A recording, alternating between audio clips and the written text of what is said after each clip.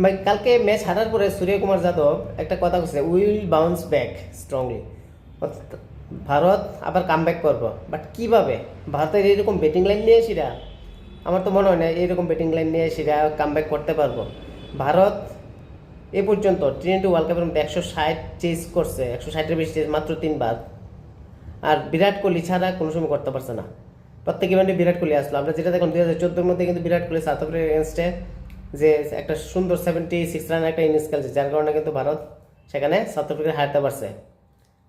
সেখানে 160+ একটা স্কোর আসলো। তারপরে সেকেন্ড যেটা দেখলাম, এটা হচ্ছে অস্ট্রেলিয়ার লগে, সেখানে 82 রান করছে, যেখানে প্রায় শেষ 6 ওভারে প্রচুর রান লাগতো। সেখান থেকে কিন্তু ওভারকাম করছে। বিরাট কোহলি নট আউট আসছিল।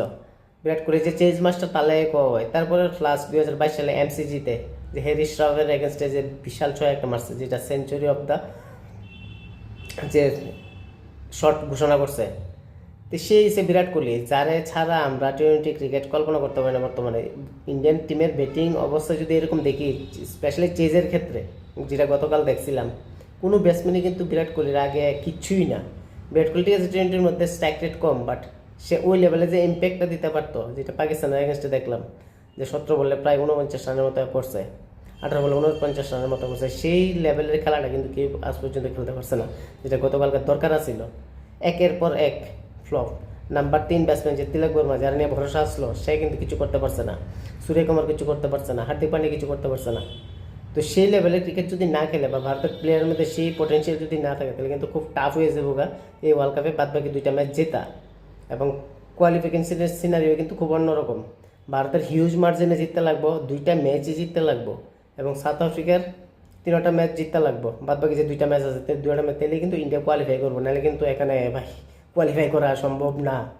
কারণ ভারতের এই পজিশন বা এই ব্যাটিং যে উইকনেস বাইরেছে, সেটা কিন্তু প্রত্যেকটা টিমে এক্সপোজ করে দিবে এখন। ভারত যদি এই জায়গা থেকে না শুধরায়, তাহলে কিন্তু ডেফিনেটলি ম্যাচ হারবো। এবং ভারতের এই ব্যাটিং কলাপস আটকানোর মতো সেরকম ব্যবস্থা কিন্তু যদি না করে, তাহলে কিন্তু শেষ, গেম ওভার। তো যাই হোক, বিরাট কোহলি এমন একটা ব্যাটসম্যান আসলো, যেটা আমরা ইন্টারন্যাশনাল ক্রিকেট অথবা স্পেশাল টি-20 ক্রিকেটের মধ্যে আমরা কিন্তু এখন পর্যন্ত তার স্থানটা ভরতে পারছি না, বা সেই রকম প্লেয়ার পাইছি না।